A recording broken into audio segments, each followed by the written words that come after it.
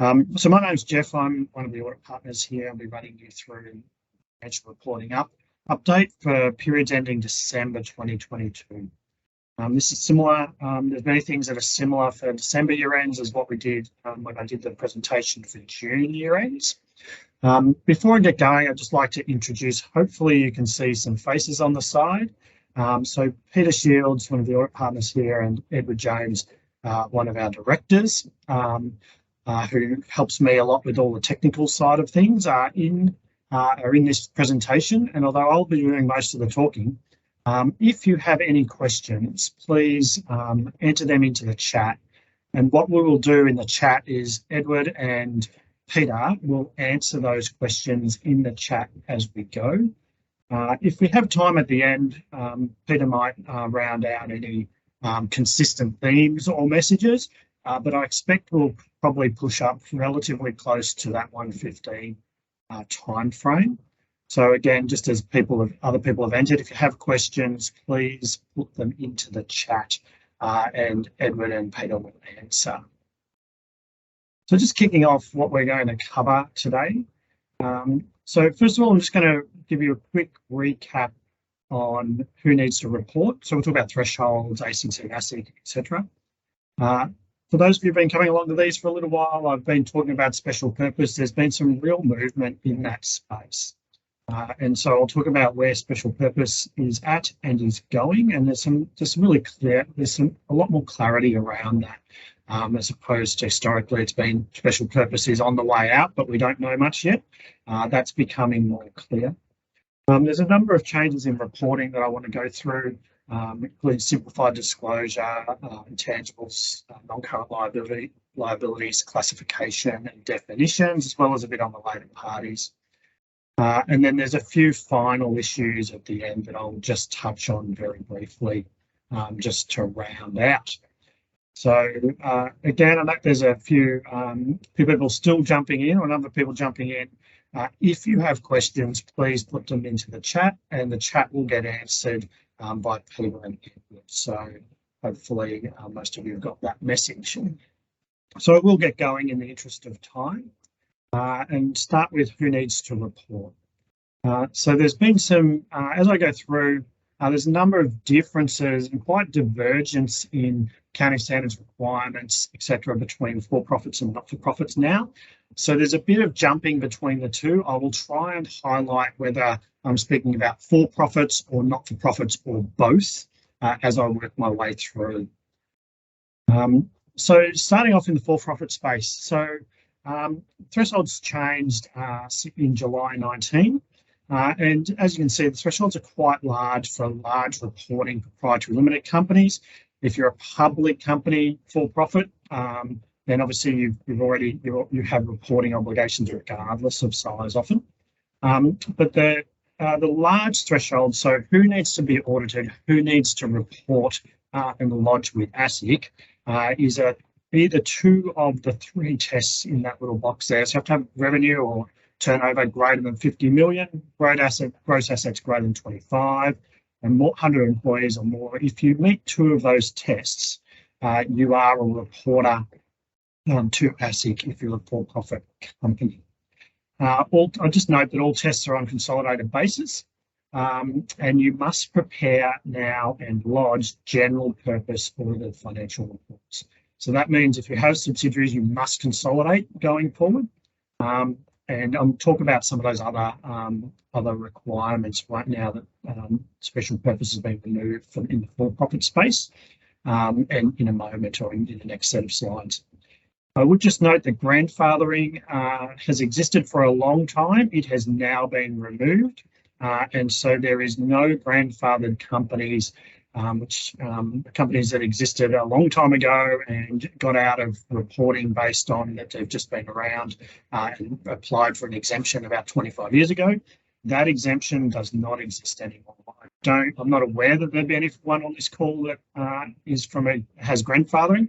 If you don't know what I'm talking about, it probably doesn't apply to you. So just note that that's gone. I would also note that ASIC has been giving extensions to many organisations over the last couple of years as we've obviously gone through lockdowns and COVID disruption, etc. it is unlikely those ASIC extensions will be given to any 31 December year ends. So if you have a lodgement deadline with ASIC being 4 or 5 months after year end, that will be back to the standard lodgement deadline. Some June extensions existed for the ones of June year end on this presentation. You had extensions for your. In relation to the ACNC or charities, so charities that are registered with the ACNC, I just note that basic religious charities, the exemption remains. You have no reporting obligation.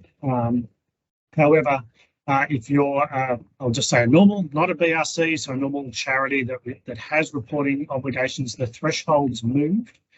Your thresholds are now, if you're less than $500,000 turnover, you have no reporting obligation. If you're between $500,000 and $3 million, you're classified as medium, and therefore you must be at least reviewed or audited, and you must lodge financial statements with the ACNC.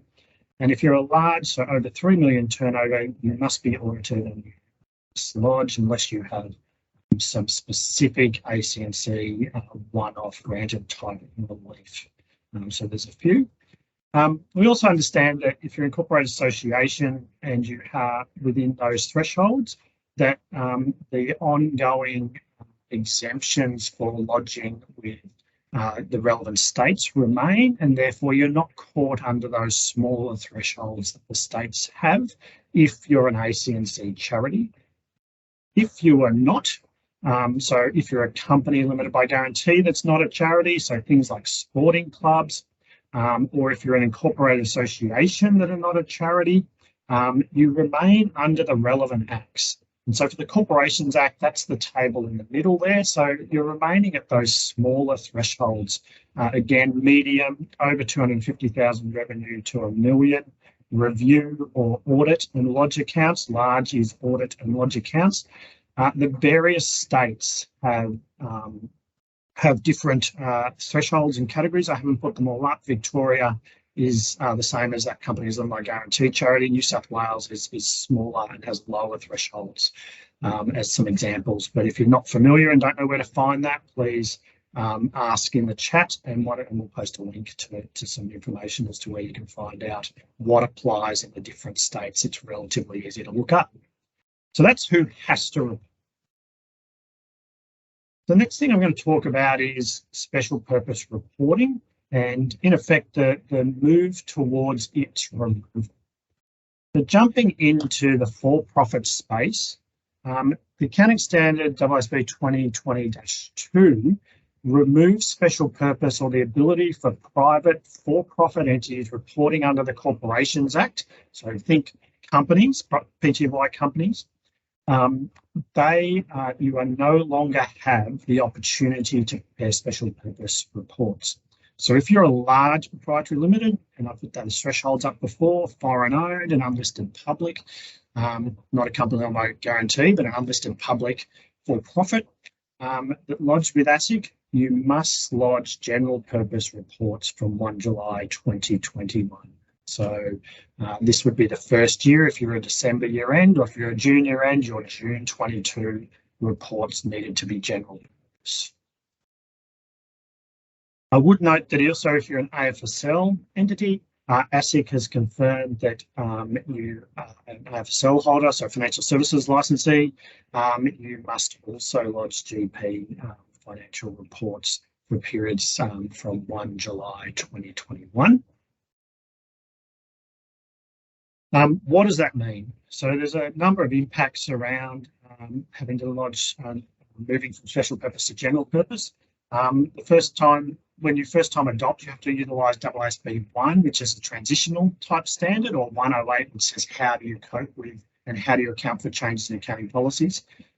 You will have to restate 2021 comparative, most likely, and you must follow recognition and measurement. What that means is you must follow the accounting standard rules for all your transactions and balances and record those in accordance with accounting standards.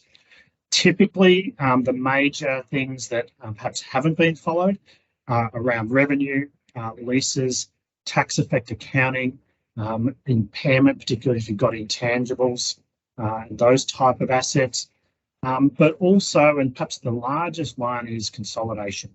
So you must consolidate any subsidiaries. Just want to note that subsidiary is a controls-based test based on power and returns. It isn't necessarily just a test on do you have 50% of shareholding, but in Australia, that's a pretty good indication. But you also have to consider what the investee or the potential subsidiary looks like in relation to its design. What other rights does the investee have, or the investor have over the investee, and what other contractual arrangements exist? So you can have group structure and other relationships, and they would need to be considered and documented to work out what is a subsidiary for the purposes of consolidation. I think 90% of the time that's relatively straightforward. At times it can be a little bit more difficult, and you just have to work your way through the criteria. I would note that consolidation doesn't just apply to other companies. If you have a unit trust, for example, or some other type of structure where it's determined you control that, that would need to be consolidated. So it's not just company groups, but the parent entity would need to be a company because that's what gets you into financial reporting under the Corporations Act. So that's what's happened. So special purpose pretty much gone in the not-for-profit, in the for-profit space. Sorry, if you lodge your financial statements with a regulator, in this case being ASIC. In the not-for-profit space, the AASB is continuing to work on its removal. There is a not-for-profit advisory panel which I sit on as part of the AASB consult with, and it's me and a whole lot of other people who are interested in this space, from people who are CFOs, etc., of charities, other accounting firms, and those sort of people. What have they done is there's proposals being developed for not-for-profit specific standard that's targeted at medium-sized charities and not-for-profits, if you like. So they've been developed with the intent that it'll be sort of that 500 to 3 million threshold, but I'll give you a little bit of caveat on that in a moment. This standard, it has been released, the discussion paper, or what is the proposed standard looking like? So that got released in October 2022 with responses due by March 23. And I'll talk to you about how you can respond to that. I would note it's a single standard, which sounds like a lot, and I guess it is, but they're developing one single standard that contains all the necessary requirements. And so I note that there's some really simplified language in that, and it's become far more brief in relation to the requirements of particularly things like revenue recognition, etc. I will spend a little bit of time just walking through what those proposals are. Realise that there will be some people on this call in that category, others who won't be, but maybe you sit on a board or something like that where you're associated with a smaller entity. So I will run through it, but I won't pause for too long on any specific proposals, but more give you some understanding of what they look like and a couple of our thoughts around it. So to the AASB's credit, they've given us now many ways to respond to an accounting standard change or update, and particularly in this regard, they've created some really good responses. You can get on the AASB website and there's just a survey you can do, so you can work your way through a series of questions and give feedback that way. There are outreach sessions you can sign up for, or you can do a formal written submission. Our intention is we will do a formal written submission, and would welcome any responses or any comments back from particularly our clients, but anyone on this call in relation to you don't agree with something or you've got concerns about something within this project. We're happy to consider those and reflect those within our submission. Our submissions are designed not on what I think is the right answer from a technical perspective, but rather representing our client base and trying to advocate on your behalf for accounting standards that make sense and meet the needs of you and the sector. So what's being proposed? Well, I'm going to start with what's not included in the proposals, and then I'll get into some detail. So service performance reporting is the AASB's language around do some reporting around your activities, your operations, your effectiveness, how you measure that. There was proposals going back a while ago to put them into an accounting standard and provide that information within the financial report or as an attachment to. It's a complex area with a lot of varying views around that. And so for the purpose of removing special purpose, they're not going to go there. And so I've got a smile on my face around that. I think it would just add a whole lot of distraction to this process. What they're not doing is changing tier 1 and tier 2. So that's general purpose as you know it, both for full compliance with accounting standards and then what's now called simplified disclosure or used to be reduced disclosure. So that's tier 1 and tier 2. So there's no changes there. So what that means is that if you sit above this $3 million threshold or the proposed threshold, you're not going to get any of this benefit if you see there's some of these simplified or reduced requirements as a real benefit to these smaller entities. If you're above that threshold, none of this you get. And so that's probably a little disappointing.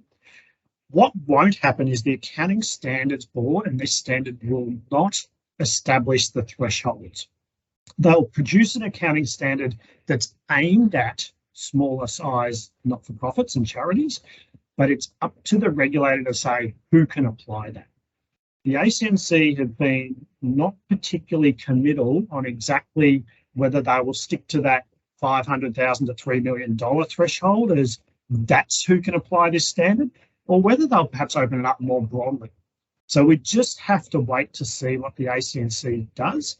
There's also no indication from any of the states, as far as I'm aware, nor from Treasury around the Corporations Act to say, well, can a company limited by guarantee that's not an ACNC charity, who applies this and at what level?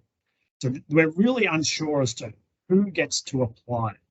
However, I'd be relatively confident to say if you're an ACNC charity less than 3 million, you're fairly likely, or I would say highly likely, that this will apply to you. It's whether it will apply to a higher level or not, in my view. What also is not being developed is a tier 4 or fourth tier.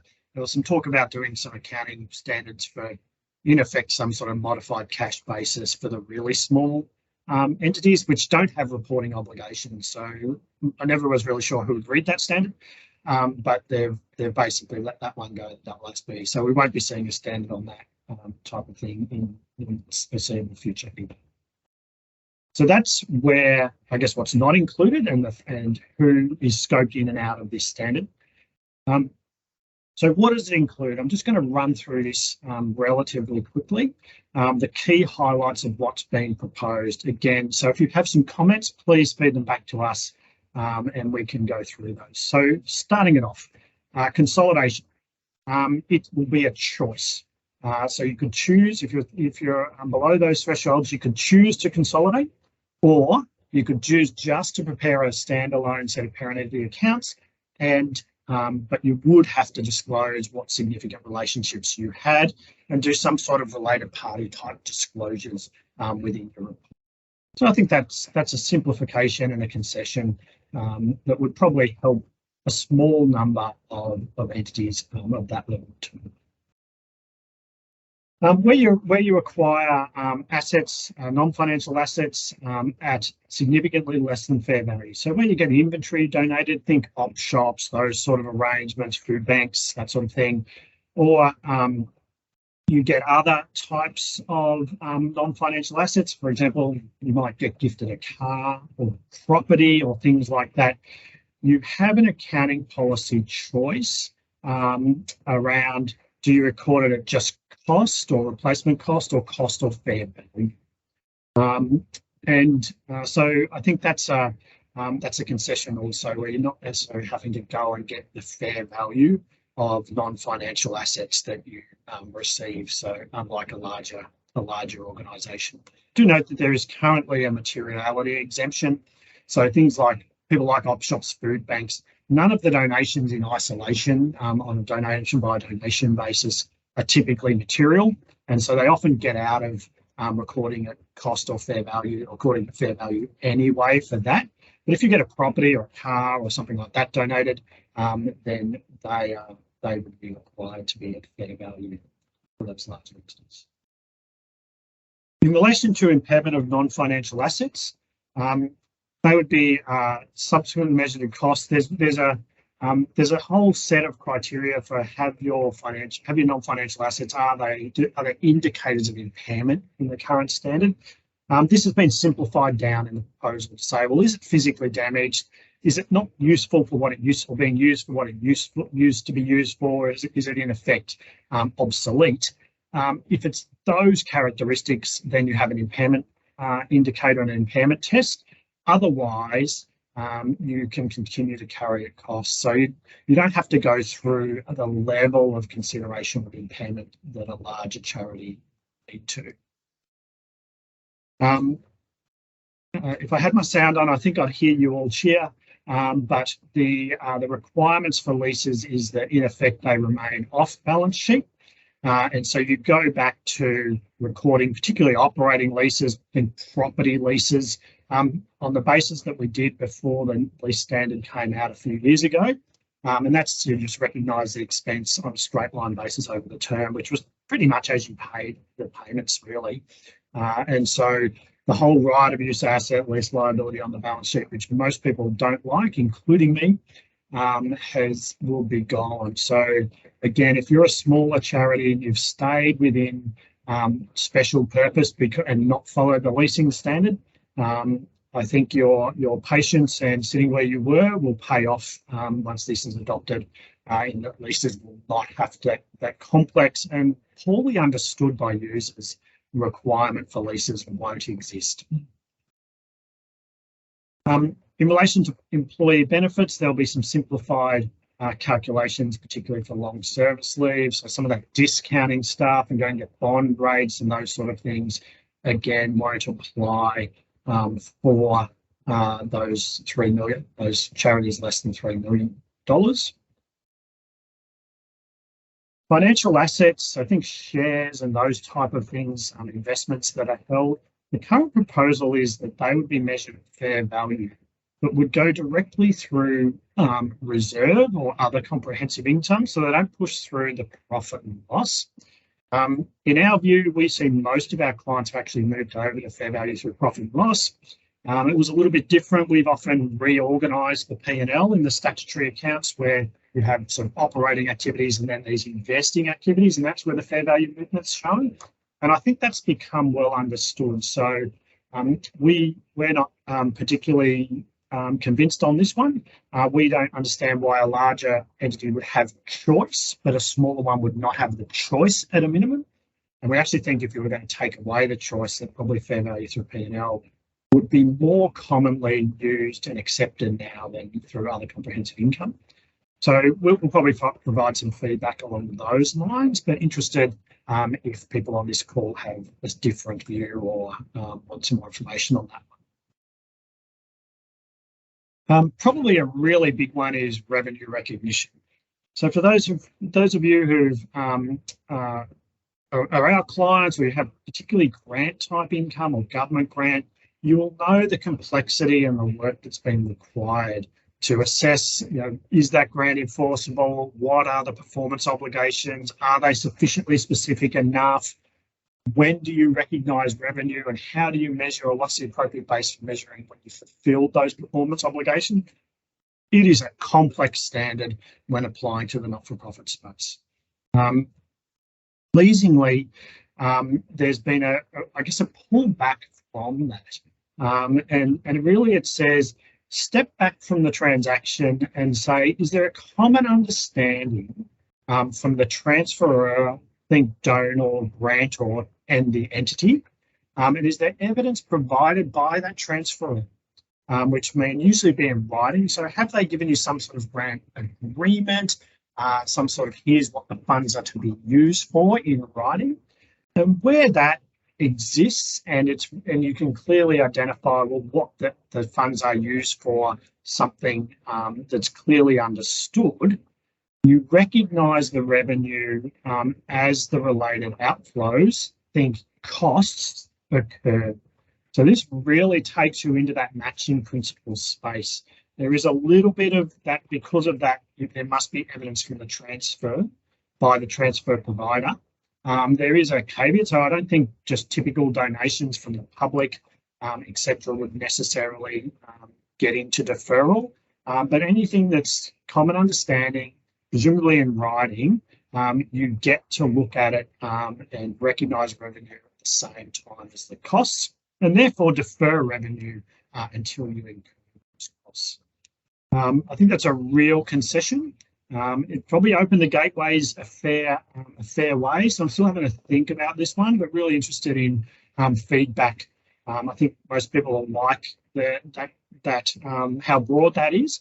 I would note that it is important that, and from an auditor's perspective, but also from board members and internal reporting, that if you adopt this or include it in this standard, that you have a consistent approach and a consistent accounting policy around how you apply this in your circumstances and to your revenue streams, as opposed to jumping around between methods or approaches. In relation to changes in accounting policies or where there's an error, again, having a bit of a think about this one, what it basically says, and we've seen it in new accounting standards more recently, that where there's an accounting standard policy change or a policy change, there's been transitional relief that says you don't have to go back and adjust the prior period comparative. You can just record it in the current period and do some disclosure around that. So that would become a blanket or across the board application in this tier 3 requirements. I'm not quite sure whether that's a good thing where there's an error. I quite like it for whether you just change an accounting policy or there's a new accounting or they amend the accounting standard in this regard. But where there's an error and it's very clear that the comparative is materially wrong, I'm probably a bit more on the side of, well, we probably should fix that in the comparative and do relevant disclosure rather than fix it as sort of this opening balance adjustment and the comparative just sits there as incorrect. So I'm having to think about that one. Again, would appreciate any feedback around it. So that's the tier 3 and what's being proposed there. So again, if you have questions about that, please enter them into the chat. Peter and Edward are happy to answer questions on that and go look up the detail within that standard. It's quite the proposals I've done the summarised version. They're actually quite long proposals around here's the proposed wording. And so that's available online on those AASB resource pages. I want to talk about a couple of what's called a post-implementation reviews. So as I mentioned before, anyone who's below those thresholds or the regulator allows them to use that tier 3 standard, you get the potential benefit of all that simplification, all those changes. If you're above those thresholds or the regulator doesn't scope you into them, then you're stuck with the accounting standards as they stand now. And so including things like leases, etc., you are stuck with that. So if you're special purpose and above those thresholds, particularly if you're well above those thresholds, it is important that I think you start to understand what would need to change in my accounts as you move towards having to prepare general purpose reports. So that is things like leases, etc. So anything you don't comply with at the moment from a revenue recognition, from a recognition or measurement perspective. That being said, there's two what's called post-implementation reviews being conducted by the AASB, and that's in relation to the revenue standard and the consolidation standard, specifically for not-for-profits.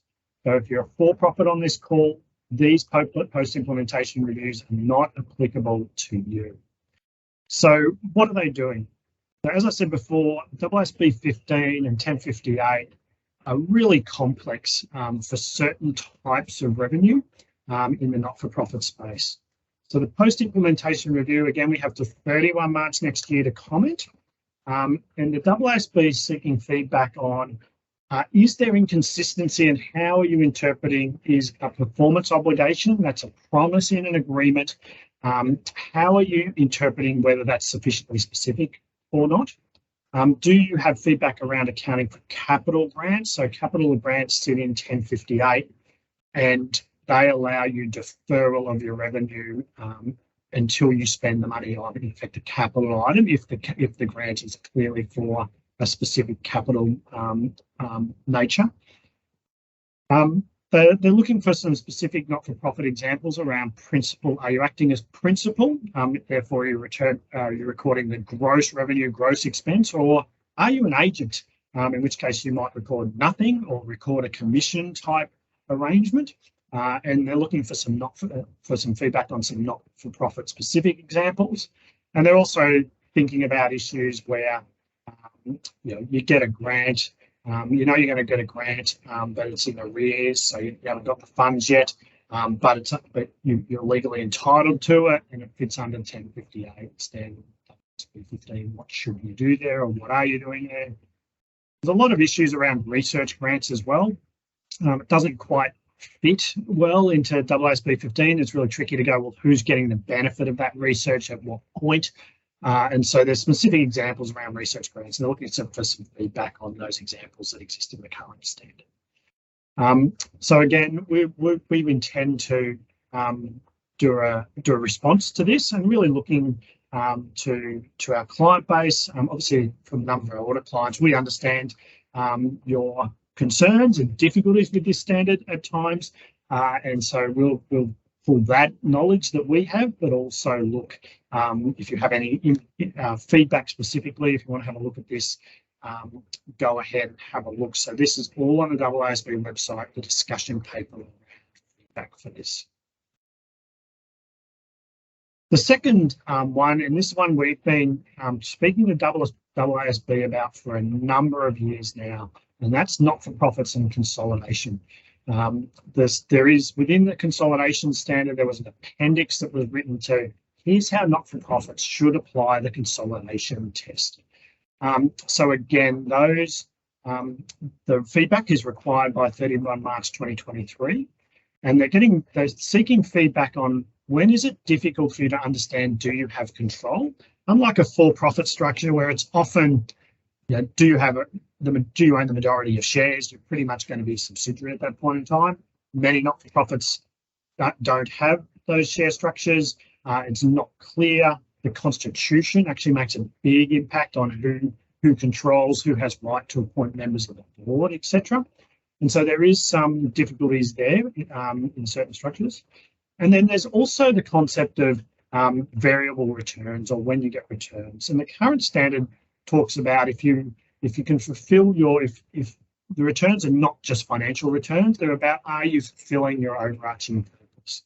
So we see real problems with this, particularly in faith-based or religious type sectors, where you might have a religious domination who's historically established schools or health-based organisations or other types of public benevolent type organisations, in overseas aid, etc.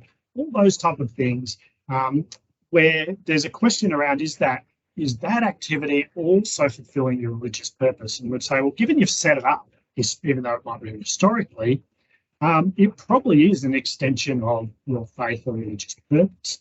And that would or could pull you into control. And so, or pull you into this standard and drive consolidation, which we think is quite not only complex to do and time consuming, but we question the benefit of consolidated accounts where the user groups or the charitable purposes of the entities are different, and where you cannot get financial support between the two because there's different charitable purposes. So there's restrictions there. So we've been speaking to AASB about that, and a few others have too. And we are looking to do quite a detailed submission around this issue, particularly on behalf of our clients in the faith-based sector, but also in the it might not be necessarily faith-based, but where there is entities with different charitable purposes and different user groups.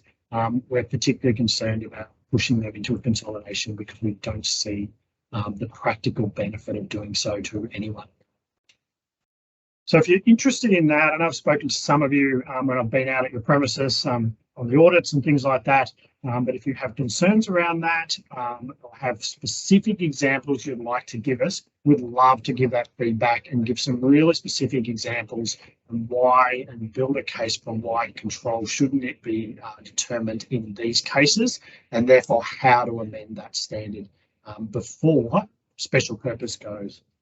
So just to reiterate, these two post-implementation reviews, if there's changes in those standards, this will apply to Tier 2, Tier 1 not-for-profits. So any size not-for-profits, unlike the Tier 3 examples I gave.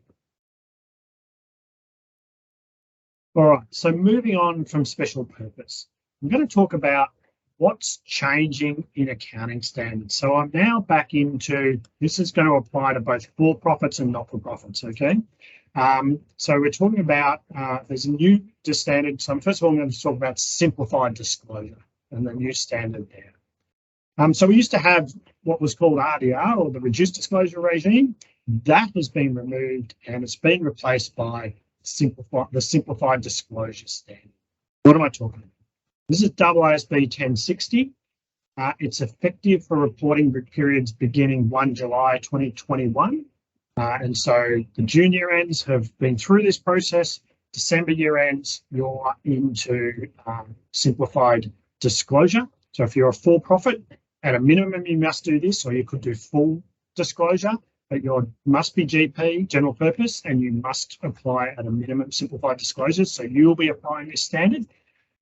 If you're a not-for-profit that prepares general purpose, you previously probably prepared reduced disclosure, you will now adopt simplified disclosure. The simplified disclosure standard contains all the disclosure requirements in one standard. So it's 244 paragraphs long. That sounds like a lot, and it is, but once you get used to it, it's actually quite quick to navigate. They've segregated it out into quite usable sections, and it's relatively easy to navigate. So sounds bad, but not too bad in practice. And the disclosures within this standard are based on IFRS for SMEs, which is an international standard for small to medium enterprises. Australia never adopted that standard. But we're going to adopt or more closely align with the disclosure requirements of that international standard. And then there's a few Australian specific things within 1060 as well. So I guess here's a slide of a little bit about how to transition. If you were currently or previously doing general purpose, you're doing special purpose and you're previously complying with the AASBs, you really just have to change the disclosures. So transition is relatively simple. If you are special purpose and you're moving to general purpose, you need to do so through the transitional provisions or the requirements of AASB 108, and that typically requires a statement. I do note that not-for-profits can still prepare special purpose. Okay, so that hasn't gone yet, but that's how this will work.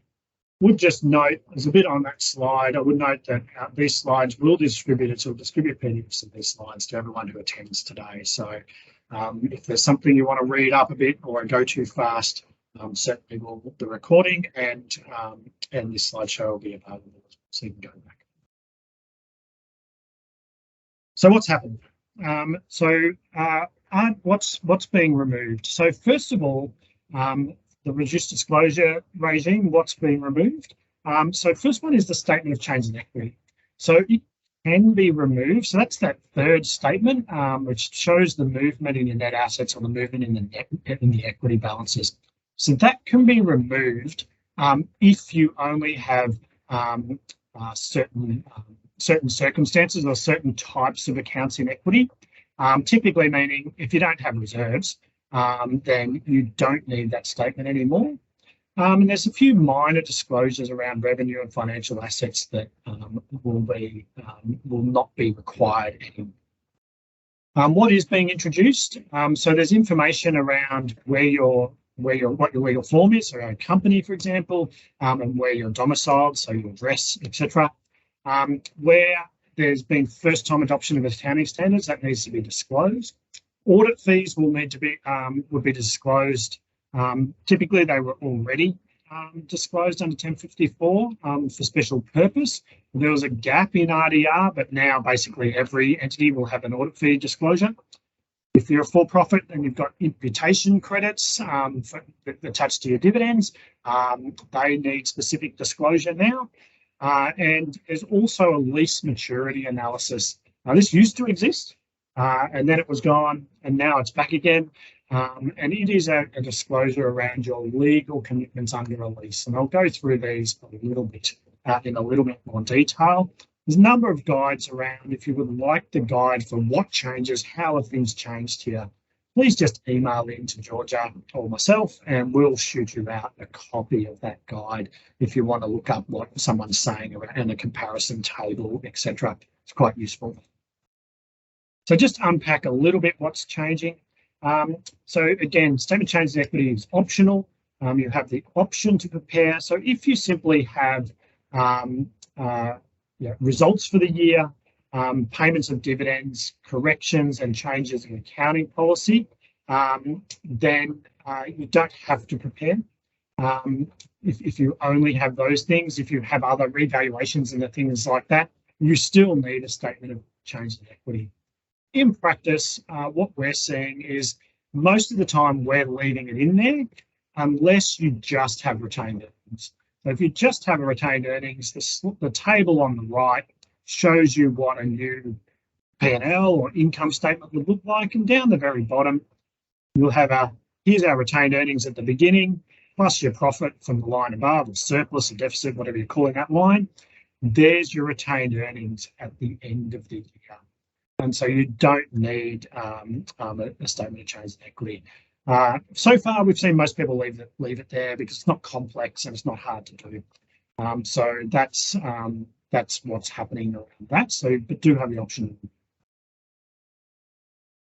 Would note that there's some small changes in revenue. They're probably not particularly new, but there's certainly been an uplift in the expectation around how much disaggregation and how much information around revenue you should have in your financial statement. So here's an example on the left here of what we think is more commonly organisations moving to. So it is a breakdown of the types of revenue. So we're saying provisions from services.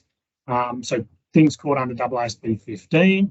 Then you've got some other revenue sources being donations, government grants, coming down to total type revenue. There is a disaggregation requirement. And so this one, it's reviewed sort of by a region. And then at the bottom, we're saying, well, how under AASB 15, you recognise revenue at a point in time. So when you deliver a service, or do you have revenue of the nature that you deliver a service or a good over a period of time? And so you're spreading revenue over time, and that distinction. So this format is an example. It's not prescribed, but certainly one where we think there's some sets of accounts where there's a little bit more breakdown of and disaggregation of the revenue, both under accounting standard and how it fits into that terminology, as well as the source where that might either be some sort of regional, or it could be a sort of a service line or government department type splits are recommended and required under AASB 15. In relation to lease maturity analysis, so this simply looks, there's a couple of options for how that might look. We do note that this is your contractual obligations under the lease. So this number will be different to your lease liability. So you'll see in this example, hopefully my mouse is showing up, you have an undiscounted lease liability. So that's your contractual commitment. But the way the lease calculation works, here's the amount that will be in the balance sheet. And so there's a difference between those two. So you can either do that. Often we see just the notes referencing to the leases in the balance sheet, and then maybe here's my contractual maturity down here. So we see this type of option 2 type of disclosure equally as valid. So it should all come from your lease analysis anyway, but that's a new disclosure. An old disclosure that's back perhaps is better described. A couple of other little things to note that on revenue, for example, to note for revenue, did do that slide around disaggregation.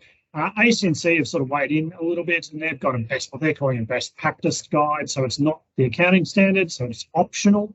But they're saying, they'd like to see where you get revenue from government funding, or which government, being federal, state, etc., and which government departments did you get revenue from, and also is for the provision of loyal services. So things like NDIS, disability funding, aged care, perhaps those type of funding, and also a disaggregation of the unearned income to show how much is from government versus perhaps other sources. So that's the ACNC best practice disclosure. We're probably seeing organisations not too fussed about not including that information. So we are seeing an increasing level of disaggregation within the revenue note to start picking up some of these better practice disclosures. I would note that if government funding is quite small compared to other funding sources, probably not seeing as much take up of this better practice, or so-called better practice in that case, where it's actually quite small as a part. But if it's significant, we're seeing that happen. In relation to ACNC best practice disclosures as well, they're also recommending that where you're economically dependent on government funding, that disclosure should be there. Usually it's pretty self-evident.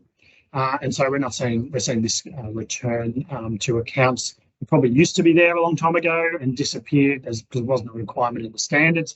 But the ACNC have come out and said, well, we think it's a good idea, if you like, that it's in there. So we're probably seeing a number of our clients start to reintroduce that. So if you're a school, disability service organisation, something like that, where you're getting significant amounts of government funding, and your business model, the operating model depends on it, that economic dependency note makes no difference for people to include them.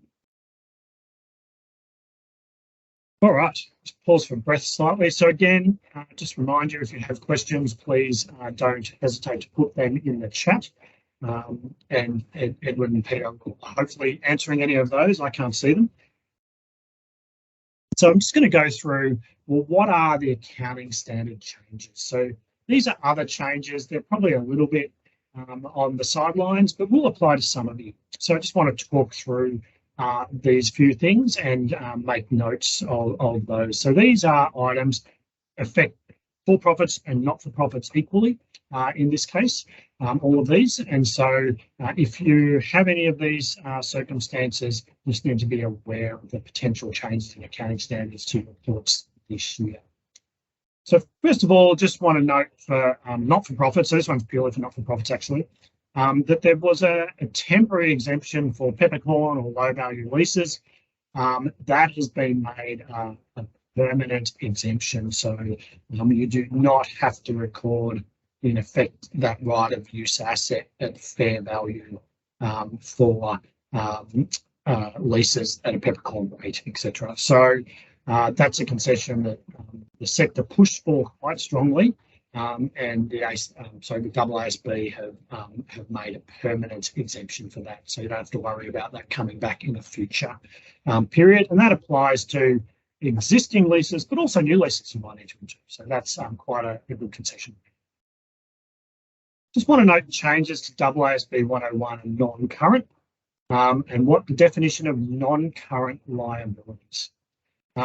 So this would apply to anyone that has bank debt, typically, or other types of non-current debt, or debt, financial debt. The previous standard used to say that you had to have an unconditional legal right to defer payment for at least 12 months. The problem in Australia is our banks had over time put in clauses, often called annual review clauses or some other type of clause, which enabled them to demand some repayment or entire repayment on an annual basis. And if you think about the word unconditional legal right to defer, as soon as we saw those in those banking arrangements, you didn't really have an unconditional right, even though you might have had a multi-year type arrangement. And so the new standard, or the amendments to 101, removes unconditional right. There was a recognition that it's pretty rare that you would have a totally unconditional right. There obviously many bank arrangements have covenants in them and other types of clauses, etc., where it would be difficult to say you had unconditional. And so now you just need to have a right, so a demonstrable right. And what that means that if you have a multi-year facility, bank debt, it is far more likely that that debt can be classified as non-current, as long as that facility isn't due within the next 12 months. So we have seen a lot more non-current debt, which I think is actually a better reflection of it. I would note that you might still have these review type clauses floating around. Often see we sort of raised the issue and said this means that debt's current, and management boards have been concerned about calling it current. I would note that the commercial reality is that a bank could call those debts in based on some sort of review. And so you should be aware of those clauses as you enter into any bank arrangements. I think the commercial implications actually potentially a far higher risk than an accounting classification. So just note that those clauses may still exist, particularly if you have larger level debt. Smaller level debt, they've started to disappear because of some other reasons. The final thing I want to pick up on is what was called an IFRIC decision. IFRIC is an interpretations committee that sits internationally, where accounting standards boards around the world or organisations that use accounting standards can apply or lodge a question with IFRIC and say, what should we do in these circumstances? And so it's typically where there's sort of differing accounting treatment being applied to similar circumstances or situations. There's a number of these happen every year. Often they're in really complex areas that probably not many people on this call would ever come across or would apply to them. I do just want to pick on one. There was one that happened last year, actually, and it was about cloud computing arrangements, and it's about recording the intangible asset. And so where you have a software as a service type agreement, which is where you just pay a monthly fee, which gives you the ability to access and utilize software typically on the cloud, that is difficult to get to. Do you control that, in that it's someone else's software, you don't have rights to it, you just pay a fee and that gives you access, a monthly fee. You don't really have power, or IFRIC have said, in those circumstances, it's really questionable whether you have power to control and obtain the economic benefits or restrict other people from those economic benefits. And so they've come out and said, we don't think that necessarily means you meet the definitions of AASB 138, and therefore you can't necessarily recapitalise those costs.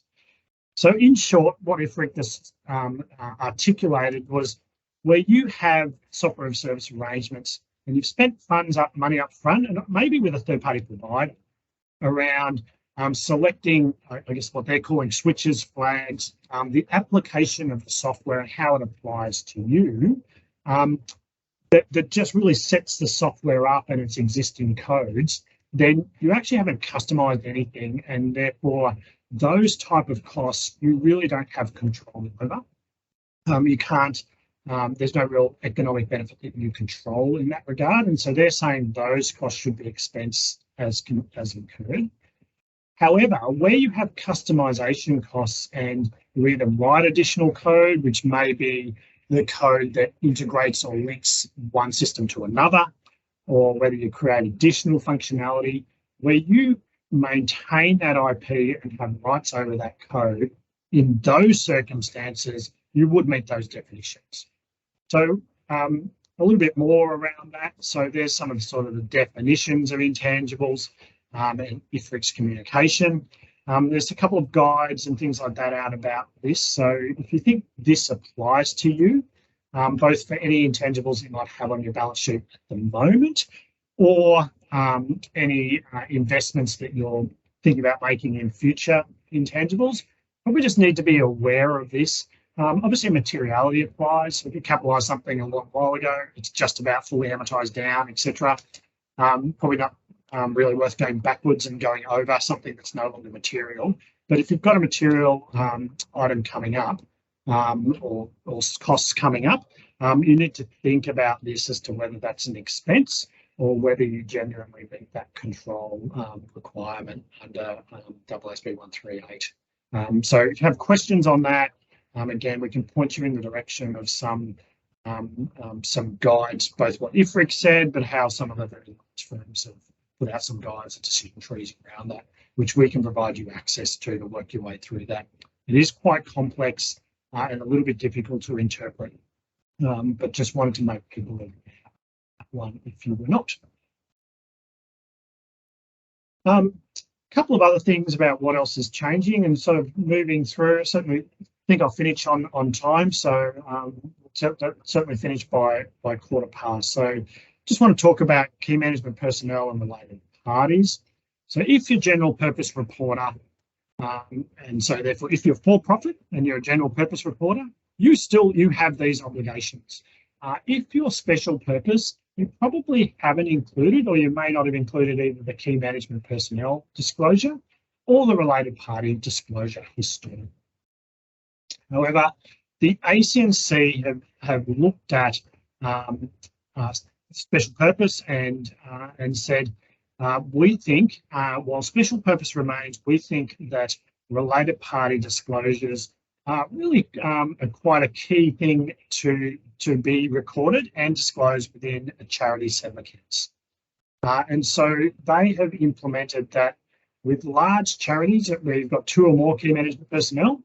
So that's not that large, but we've got 2 or more key management personnel and you're over that $3 million threshold, you will need to include that key management personnel disclosure.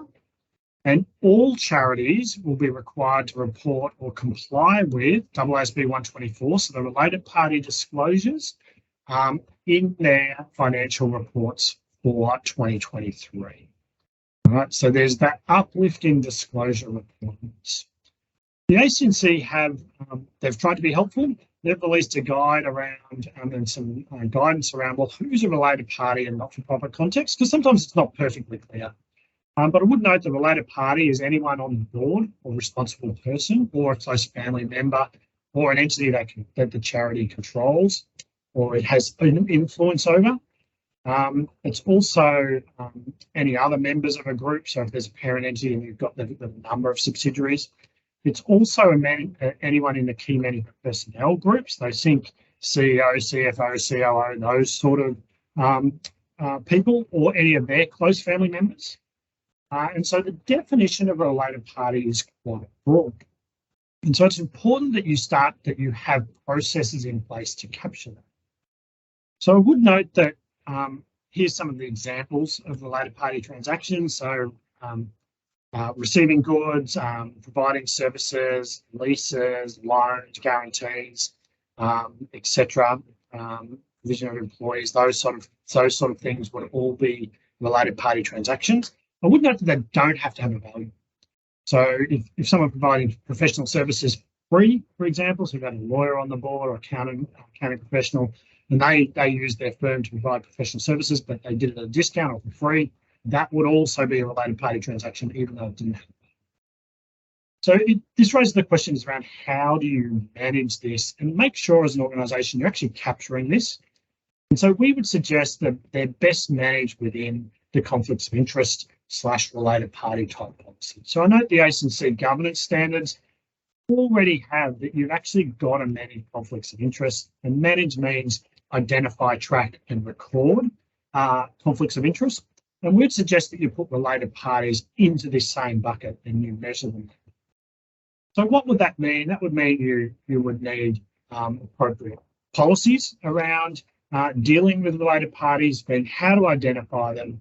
At what level do they need to be approved, and how do we make sure we capture them so they can be appropriately disclosed within the financial report? Often we see conflicts of interest type policies management sits at the top in the board level, but doesn't necessarily push down to the management level or finance department level, where they can easily identify when something is a related party transaction, but it didn't necessarily get reported to the board, so therefore the conflict never got disclosed or noted as part of that. And so we think there's some improvement that could be made around that. And so that would involve maintaining a register of related parties. Who are the related parties in your organisation? Who's on the board? Do they own companies, work for organisations? Do their spouses, etc., that may provide services to this organisation? Then you need to record all those. And that register and that monitoring needs to both sit at the board level, but also push down to the management. And so these can easily be identified and made sure they're appropriate and appropriately improved in accordance with policy for related party transactions, and then therefore appropriately disclosed as now required by the ACNC, and has historically been required for anyone who's general. So I think that's an area where a number of organisations could potentially improve their process controls.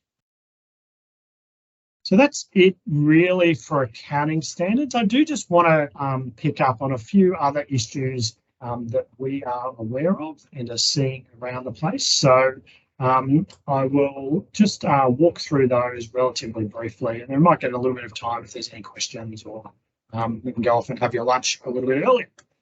So the first of all, I just want to note that if you're a public benevolent institution, and if you existed as a PBI before 2012, you would have, your information around your PBI classification came over from the ATO and the ACNC. PBI must have a main purpose of benevolent relief. It can't have any other purposes or activities unless they're incidental. So that means quite small. And what's happening is the ATO and the ACNC together are working through all the pre-2012 PBIs on the ACN register. They're looking at constitutions, websites, etc., activities, any annual reports, anything lodged on the ACNC. And they're looking at those and working out, is there any doubt or is there any indication that the entity is either not PBI or is performing some activities that might not be PBI. And so they're doing a review of all PBIs in that category. We've seen a number of questionnaires issued to our clients and other organisations as well, based on the initial, that desktop review being undertaken. If you're one of these entities, you are highly likely to get a review, or you will be reviewed. It's quite likely that at some point in time you will find out about it. So if you haven't been contacted by the ACNC or ATO, it's probably more likely than not that you actually haven't been reviewed yet. What we're recommending is, if you have any concerns around your public benevolence, your activities that you occur, we suggest you do, you can get access to a document on the ACNC website, which is a self-review. But if you've got any doubts at all, we're recommending an external review prior to you being actually reviewed by the ATO/ACNC, just to make sure you've got any issues covered and you know of any issues in advance of their inquiry. But secondly, if you get asked questions from the ACNC, ATO, we'd highly recommend you reach out to us, another service provider that works in this space, to look at your responses. We've had a number of clients and other entities that weren't our clients who've given very well-meaning responses to the ACNC, ATO that has really opened up a bit of a can of worms for them, and it led to a whole lot more work that, had they got their language a little bit different or answered in a bit of a different way, not in a misleading way, but in a different way, it was highly likely they wouldn't have had to go through, in effect, what turns into a bit of an audit. And so, yeah, again, we recommend self-review or external review prior, and definitely external review if you get questions in relation to this. So that's what we're seeing for PBIs. We're seeing the ACNC recent results of these reviews. 80% of charities that were reviewed had to take some type of action in response to that review. So it's a large proportion getting caught up to either rectify constitutions, stop doing certain activities, or in a number of cases, I think it was about 20%, the PBI status got removed. So this is not a small thing, and it's something that And if you haven't seen it in your PBI, you probably will in the near future. For those not-for-profits on the call that aren't charities, I do note that from 1 July 2023, so if you're not an ACNC, so a registered charity, you will need to lodge with the ATO what's called an annual self-review. So it'll be a form that you declare certain information on the basis of why you're tax exempt. So not all not-for-profits are tax exempt. There's many that are actually taxable under a principle of mutuality or are taxable in another way. But there are some that are tax exempt that aren't ACNC charities that are tax exempt based on a self-assessment. The ATO is going to receive all these, and we would recommend. We haven't seen what the questions are yet, but if there's some complex questions around why, on what basis are you tax exempt, again, we'd recommend external review of that. We think that there's actually going to be a bit of a fallout from this. There'll be a number of organisations that are not-for-profits that will find out that they're actually not tax exempt and they incorrectly self-assessed, or that they should be an ACNC registered charity. And so we're expecting to see that for a number of organisations that have really sat, floated along for a long time under the radar because they've had no lodgement requirements at all. So that's something to be aware of. Just pick up on land tax. The Tax Act was amended. The Land Tax Act in Vic was amended in 2021, and it's amended now that you're only exempt if you're charity. You're only exempt from land tax if the land is used and occupied by a charitable institution exclusively for their charitable purpose. There's specific issues in relation to vacant land, where you have residential or commercial type property, or you have property rent or some sort of rent on part of the property, even if that's not permanent rent, where you rent out space on an ad hoc basis or a part-time basis. So we're seeing a fair bit go on this space. There's some challenges going on to the interpretation here, but if you are a charity and you have particularly any of those 3 bullet points, it would be worth getting in contact with us or someone else around do you have potential land tax obligation and what should you do about that. It is a self-assessment requirement. And finally, I just want to remind you, if you're a company, so that could be company limited by guarantee, a charity, if you're a proprietary limited company, if you have not, as a director, or if you're a company secretary, or you're the CEO or CFO who really is there to help out your volunteer board, I would just note that director IDs are required now, and if you haven't got one, you're late. So there's a couple of weeks sort of grace period. So any charity, any company, including if you're a charity, please make sure that your directors have gone and obtained their director's ID. Do it online. There's a paper form as well, but that's something that's required. So ASIC will start chasing you.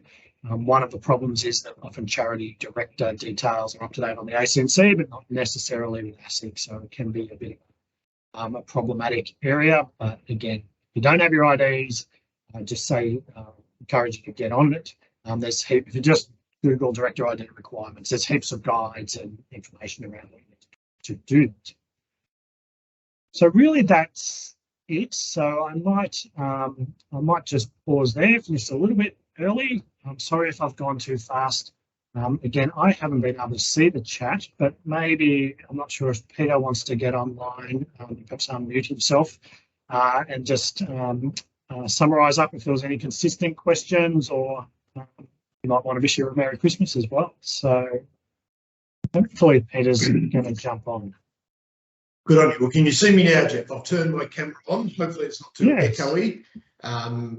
You've obviously answered all the questions as we've been, so there haven't been many pop up. The chat was switched off, but the Q&A was working, the Q&A functions. So There haven't been any ones. I think you've covered all the major issues. There was certainly a lot to cover, and just on behalf of the attendees and the firm, just thank you for the presentation, and not only that, but the work you do with the Accounting Standard Board and the other regulators.